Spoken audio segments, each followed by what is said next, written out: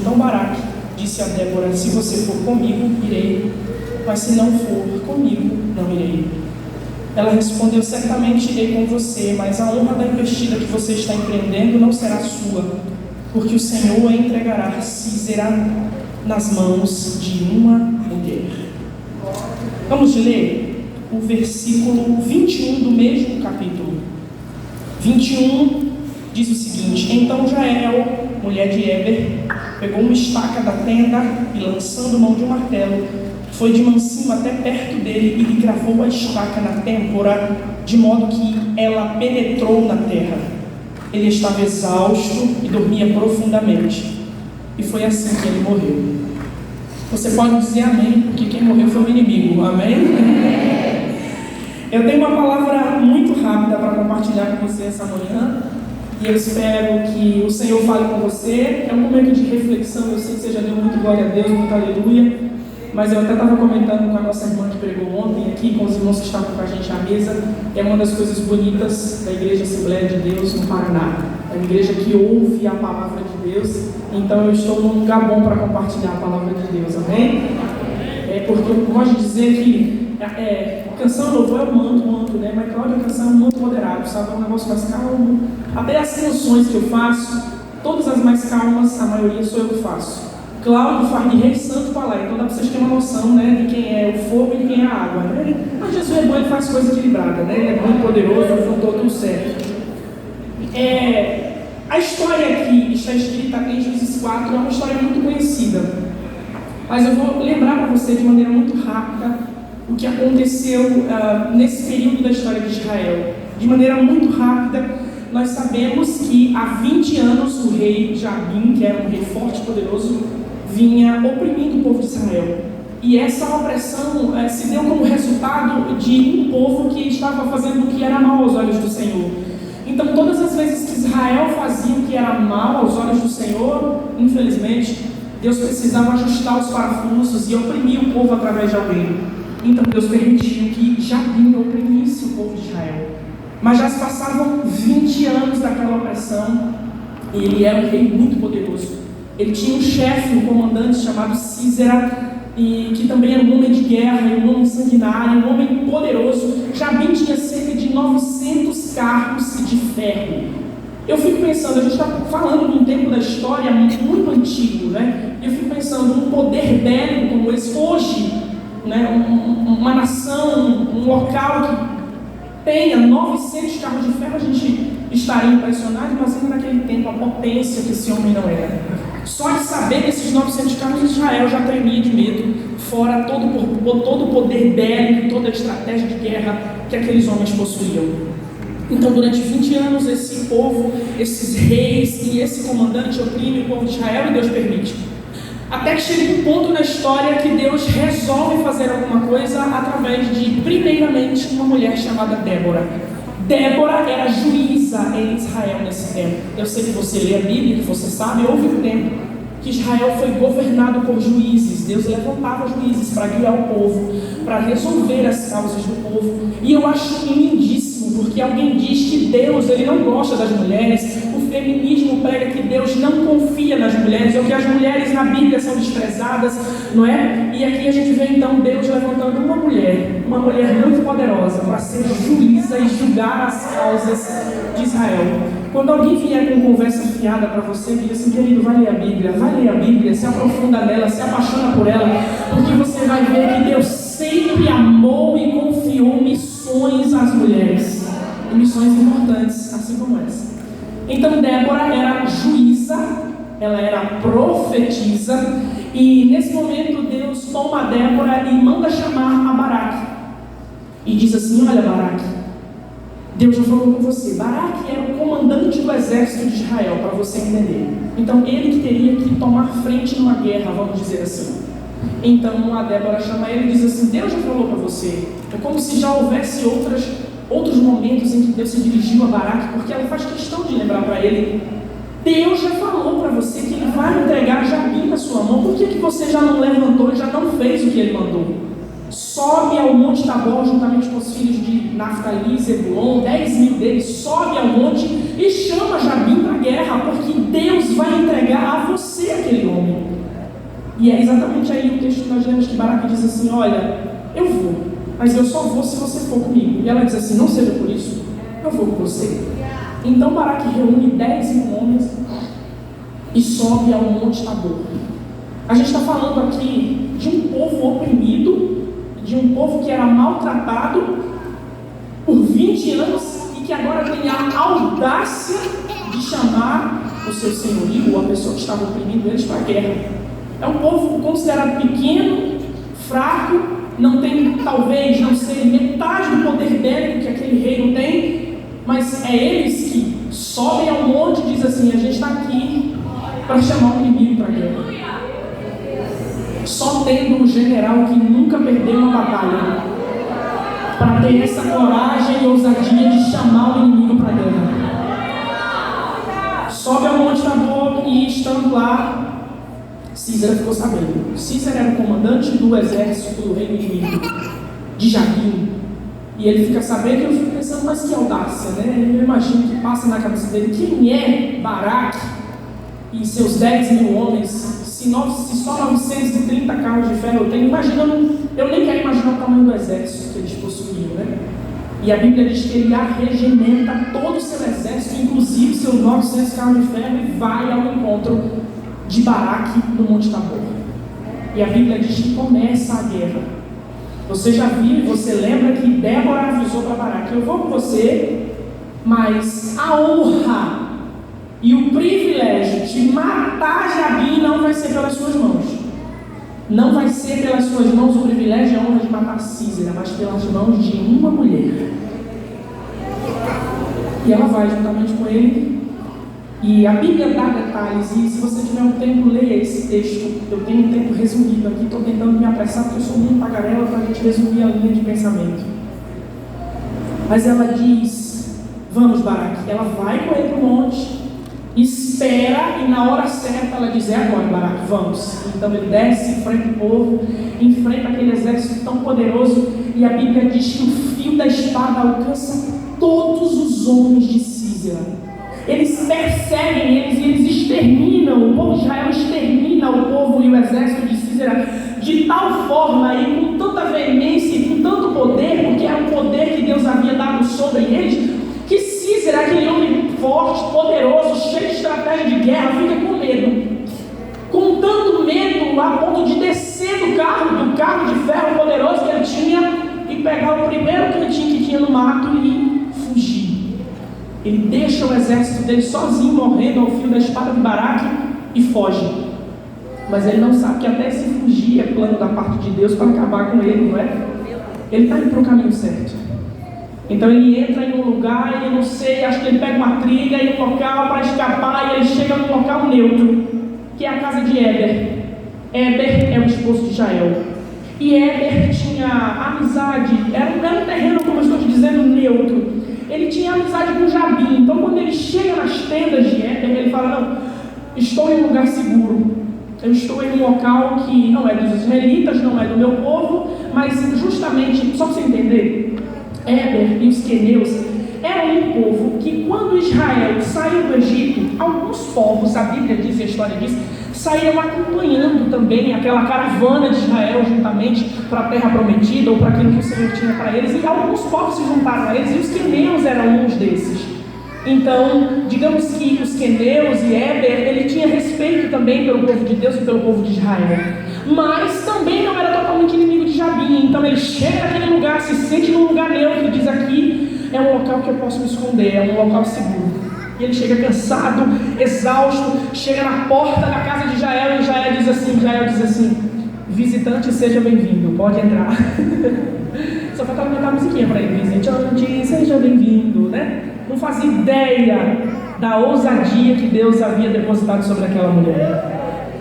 Chega na porta da casa de Jael e ela diz assim: por favor, meu senhor, entre, deite aqui. Ele está tão cansado, tão exausto, e ele deita naquele lugar seguro, e ela pega um lençol e cobre ele, jeitosa, né? Cobrir, ele diz assim: eu estou com muita sede, me dê um copo com água. Ela pega leite, deita num copo, entrega para ele, ele bebe o leite, imagino que ele se acalma, se aconchega.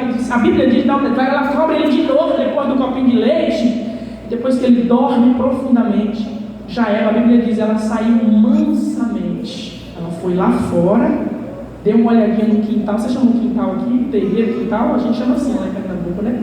Deu uma olhadinha no quintal dela e disse, aquela é uma boa e afiada estaca, né? Foi lá, catou a estaquinha, voltou mansamente, cravou na testa daquele homem poderosíssimo enquanto ele dormia.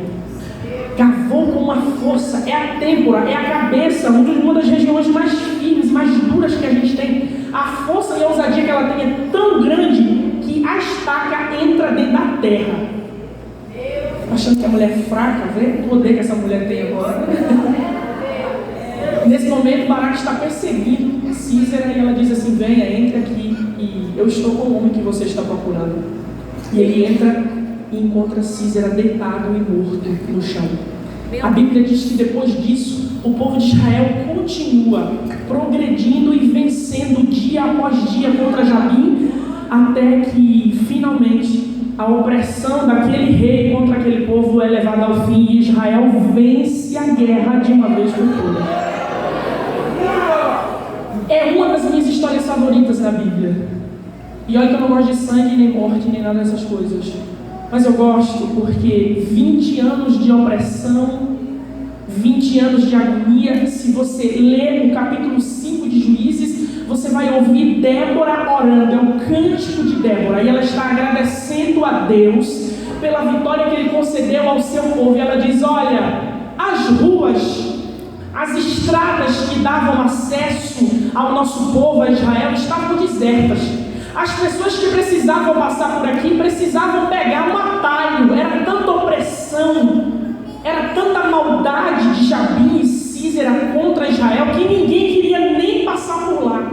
Imagina 20 anos vivendo sob essa opressão, mas Deus escolhe usar 2 mulheres para pôr fim a esse sofrimento.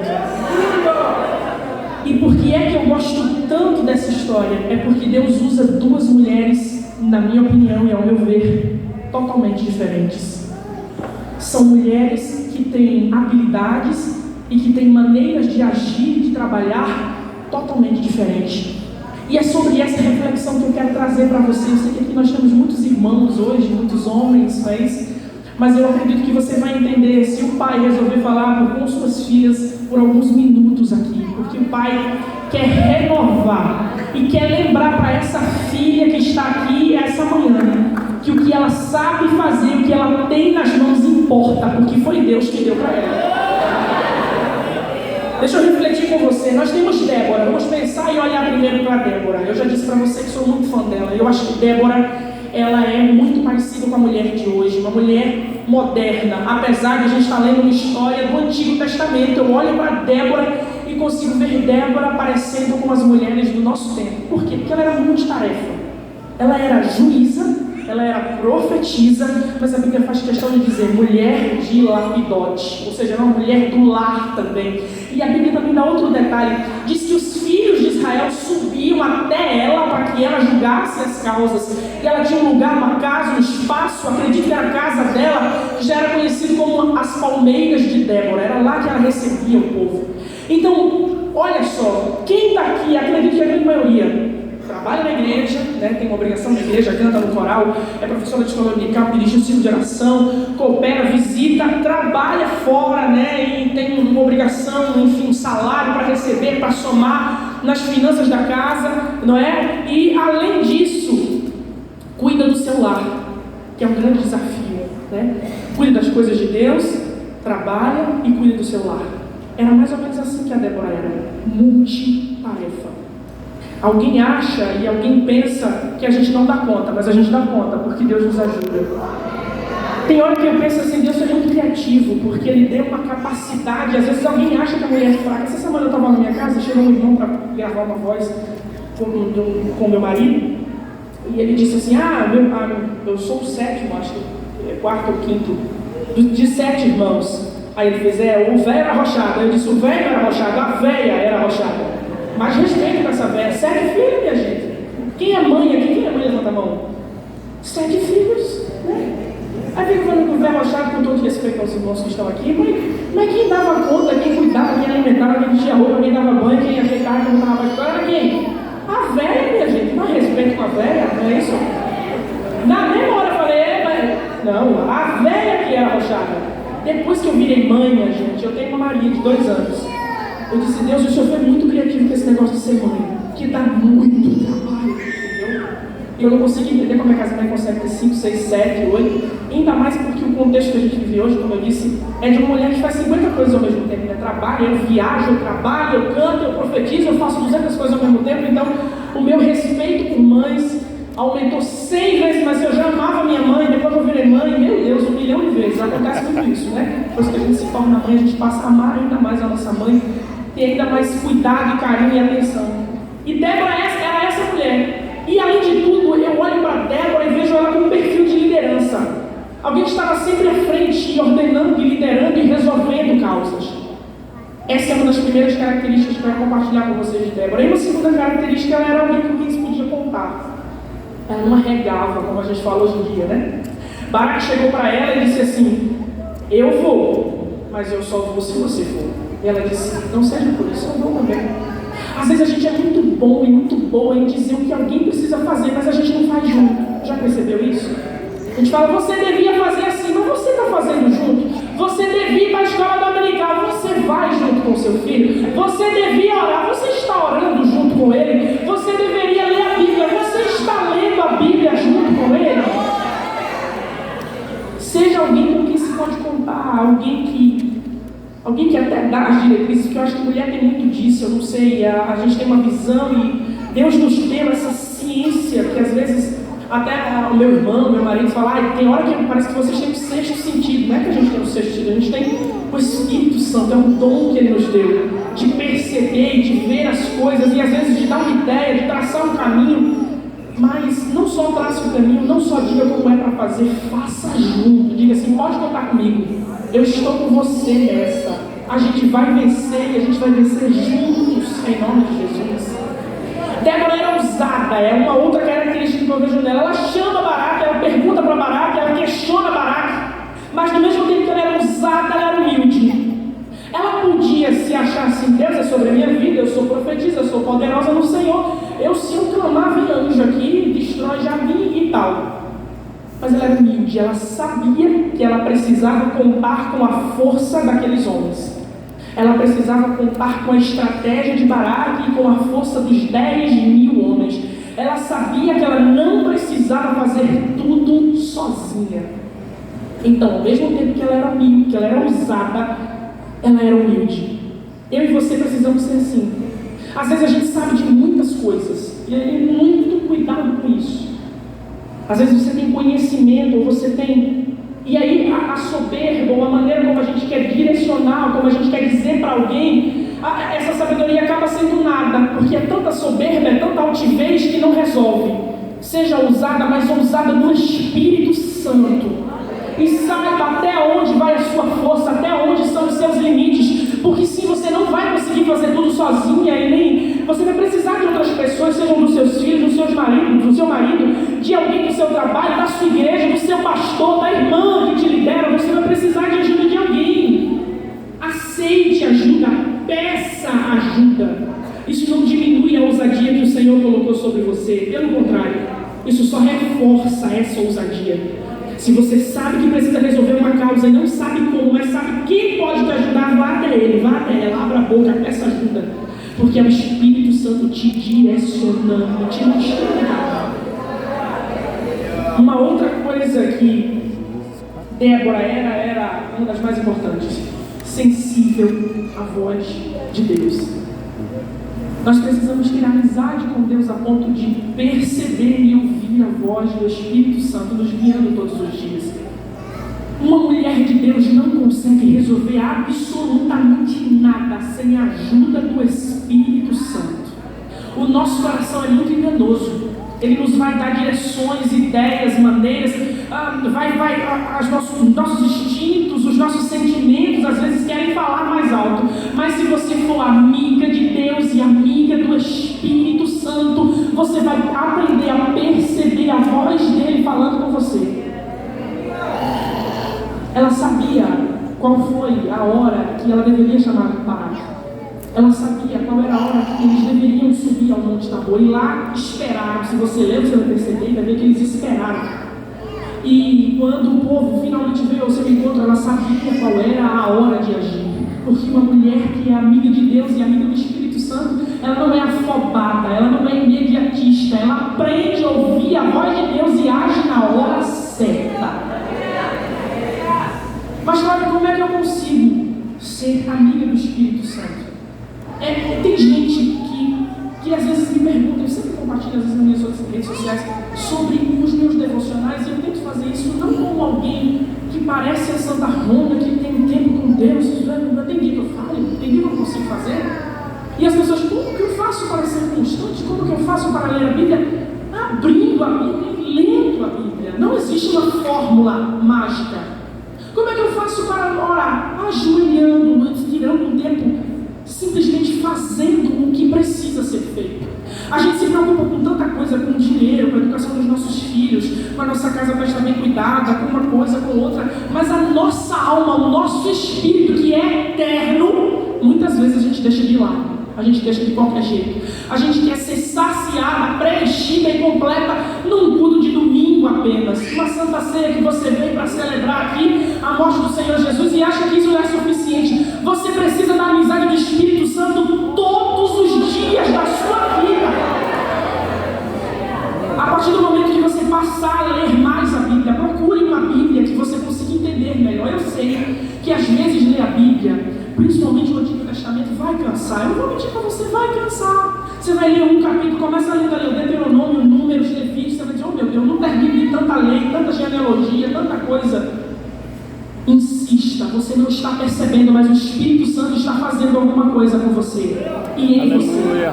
Uma vez eu li um livro que diz assim, olha, tem dia que a gente vai comer na nossa casa, ou preparar na nossa casa, ou vai no restaurante, a gente vai comer um prato bonito, uma lasanha que a minha sogra faz, que é maravilhosa, a gente come, senta, lambuza.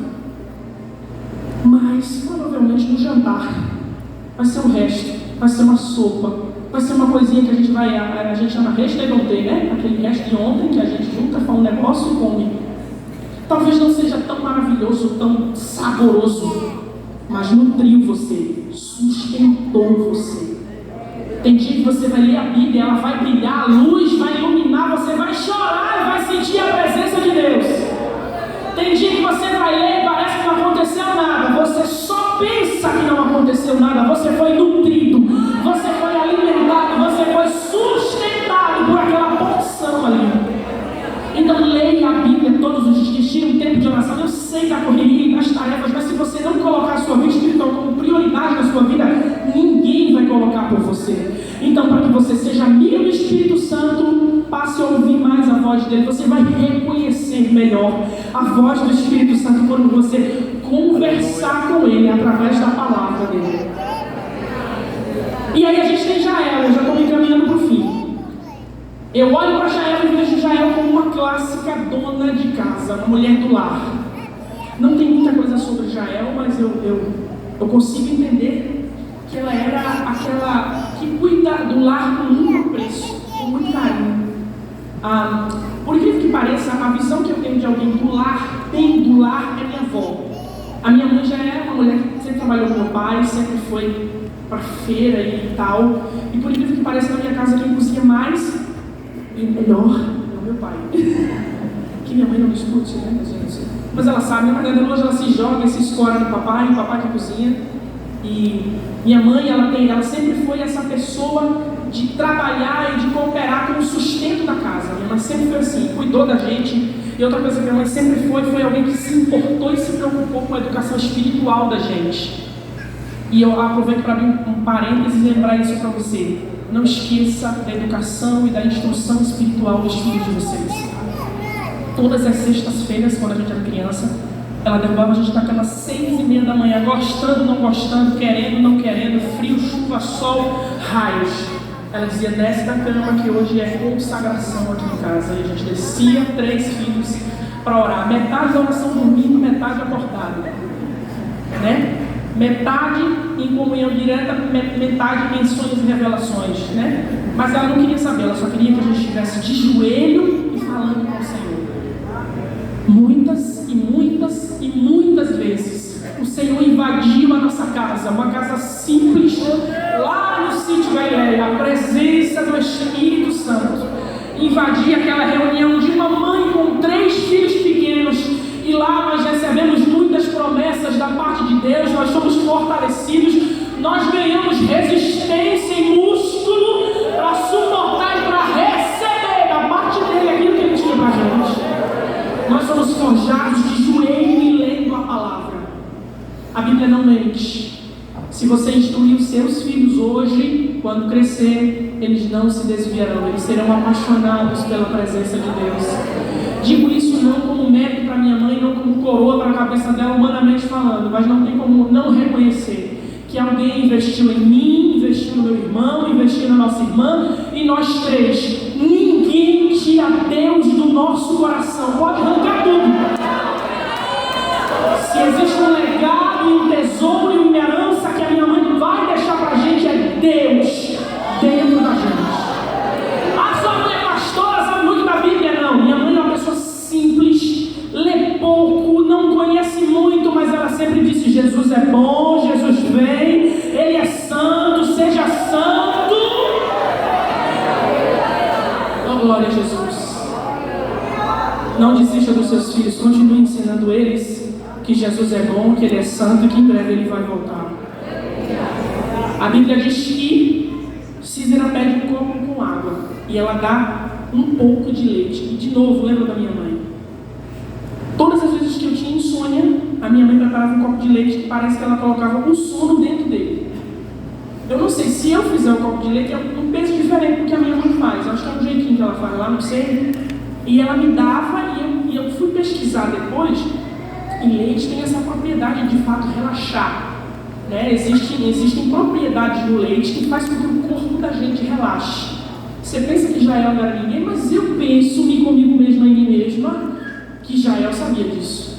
Ele pediu um copinho d'água, ela deu um copinho de leite, você está muito estressado, toma um copinho de leite para acalmar, para relaxar, para tranquilizar e para dormir. A Bíblia diz que ela usou o que ela tinha em casa: um lençol, uma estaca e um copo de leite. Olha as armas que Jael tinha. Para mim e para você não são nada, não são de nada, mas para Deus elas são poderosas, porque foi Deus que capacitou elas. A gente tem muito a mania de achar que o que a gente tem, que o que a gente sabe é pequeno, é insignificante ou que não está fazendo efeito. A gente tem a mania de achar que aquilo que a gente sabe fazer na casa de Deus e que ninguém está vendo é irrelevante. Mas foi Deus quem te deu isso, valorize isso. Você vai vencer guerras usando aquilo que o Senhor te deu. Sim, esse momento de oração pequeno que você tira, esse louvor que você canta e que ninguém está vendo, aquele tempinho silencioso dentro do seu lar que às vezes você não tem nem a companhia de ninguém para fazer com você, nem seu marido, nem seus filhos, mas você abre a harpa, canta um louvor, parece que não está acontecendo nada. Você não faz ideia do quanto essa arma é poderosa em Deus. Ah, mas eu só faço parte do grupo da igreja, vou lá para o ensaio, sento e canto. Se você faz de maneira sincera, se você vem com o coração completo e contrito diante de Deus, você não faz ideia de que Deus está notando cada passo, cada empenho que você tem em dar o melhor para o seu Deus. Ah, eu não sei fazer muita coisa, eu só às vezes ajudo na cozinha da igreja, eu às vezes dou aula na escola dominical. Você não faz ideia do quanto essa arma que o Senhor te deu é poderosa, meu. É através dessas pequenas coisas que o Senhor vai te dar vitória. Continue usando essas armas.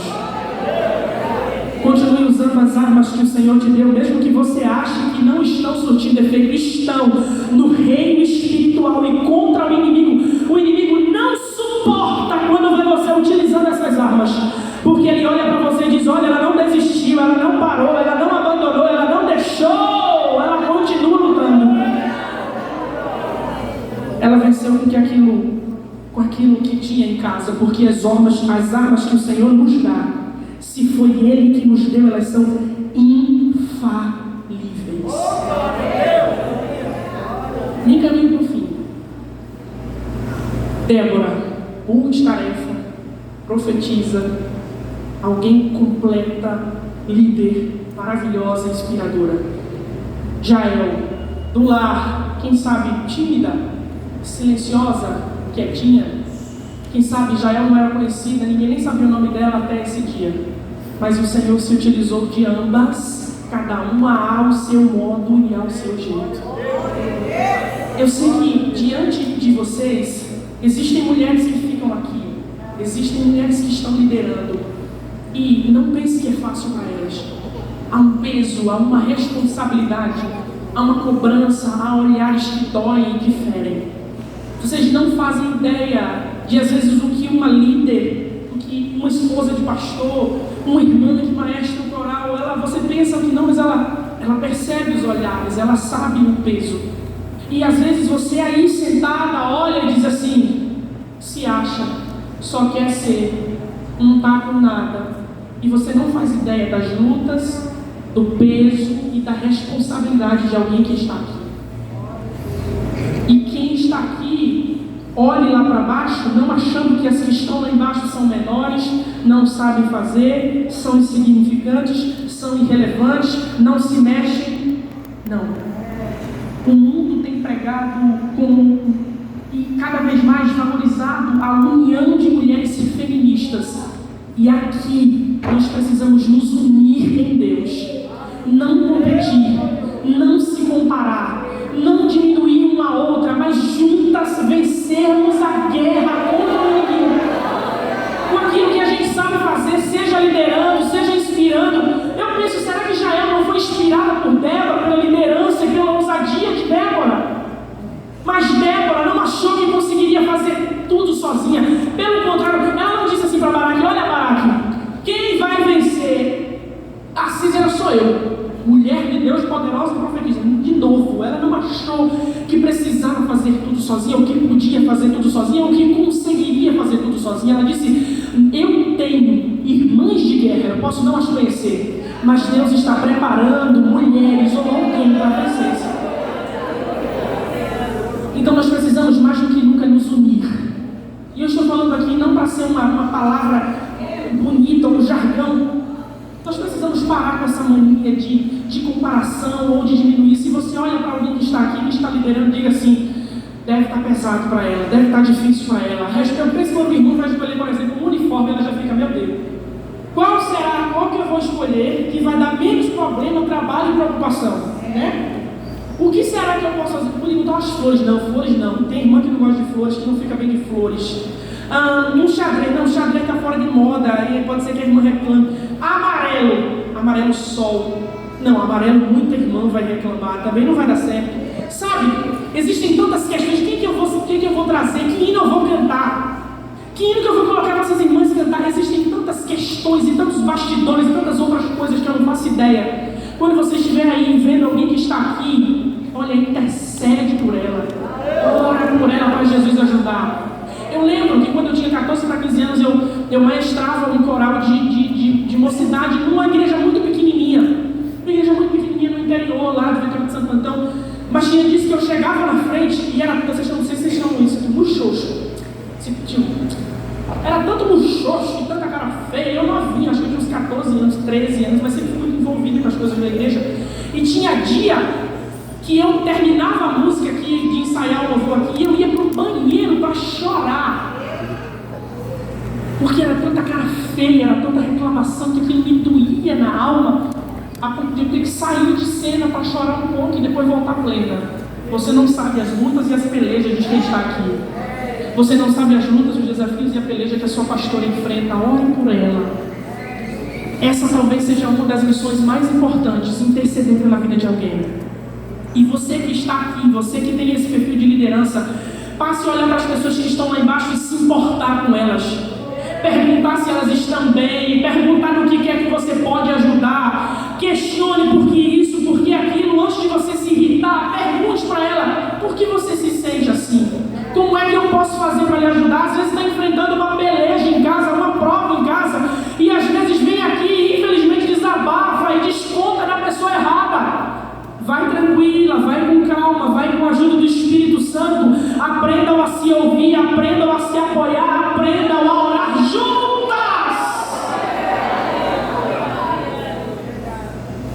Eu sei que você espera ouvir essa manhã aqui, muito milagre, muito renovo, e vai ter.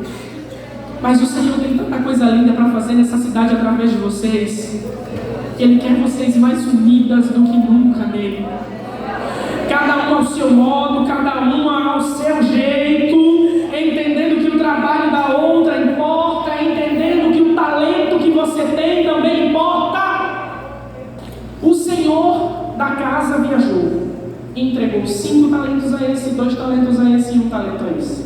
Vou viajar, granjeie para mim que eu já volto. Voltou.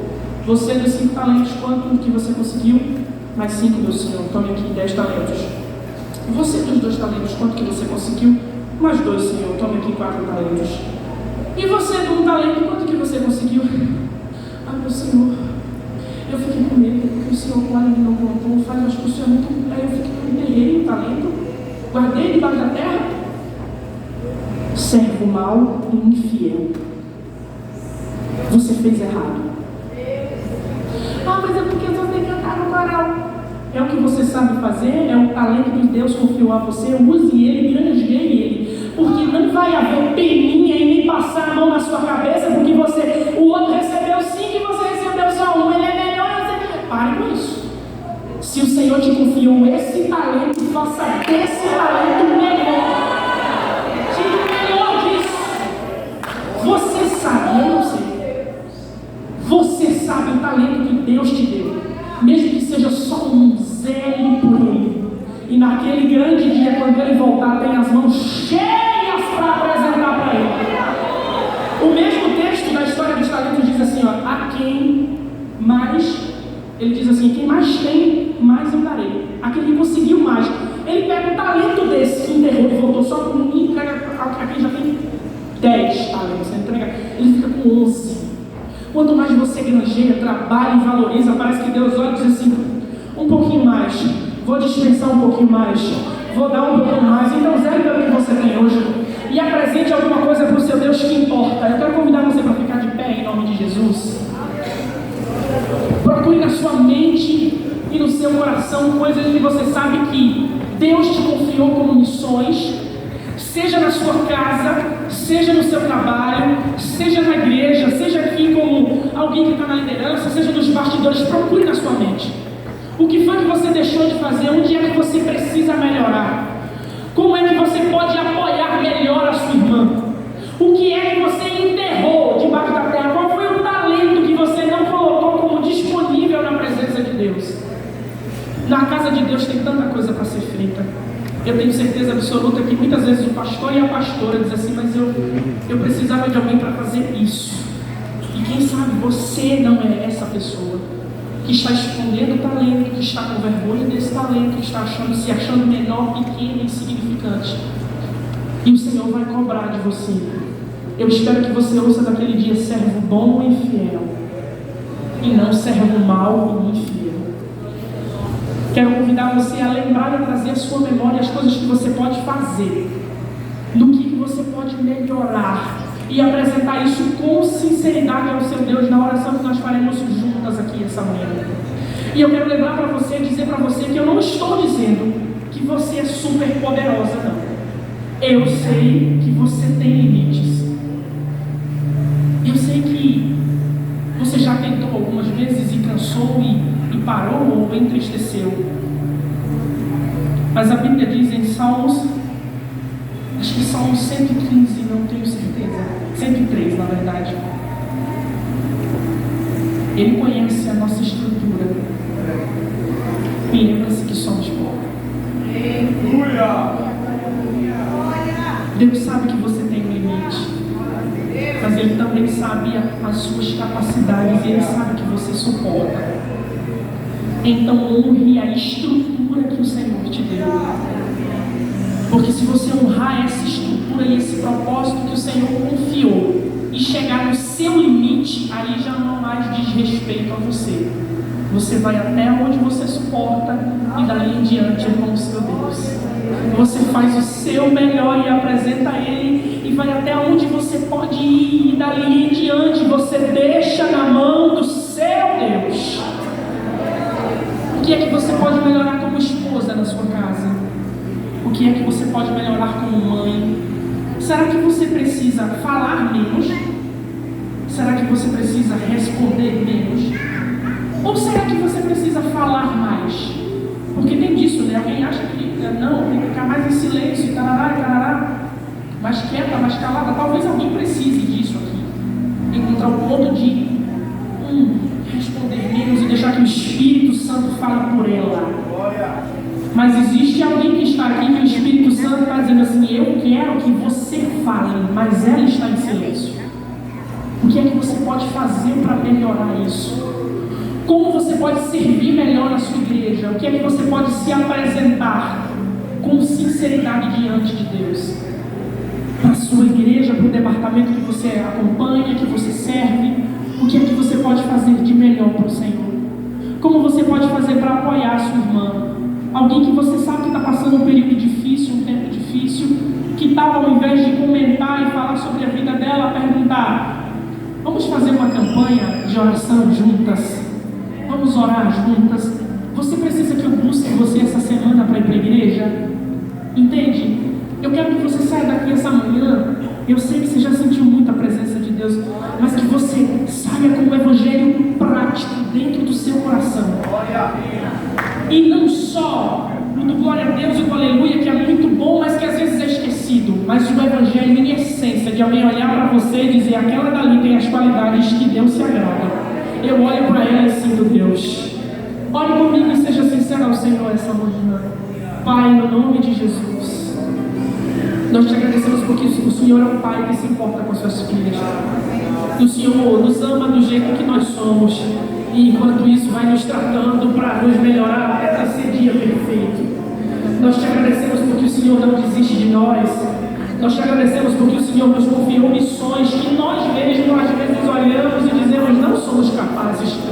Nós te agradecemos porque o Senhor nos amou primeiro, porque o Senhor nos salvou um dia, porque o Senhor nos deu fé. Nós te agradecemos pela nossa família, pela nossa igreja, pelo departamento ao qual nós fazemos parte. Nós te agradecemos pelas nossas irmãs, Pai, pelo nosso pastor, pela pastora. Nós te agradecemos porque o Senhor cuida de cada detalhe da nossa vida. Nós te agradecemos, Pai, porque o Senhor é bom. Te pedimos perdão, Senhor, porque nós somos falhos. Nós falamos o que não devíamos, nos calamos quando deveríamos falar, nos sentamos, nos acomodamos, deixamos de fazer aquilo que precisa ser feito, nos escondemos, enterramos talentos. Deus, o Senhor nos conhece, conhece o nosso nome, o nosso endereço, as nossas capacidades. Pai, o Senhor viu o que nos feriu e o que a gente deixou que ferisse a gente.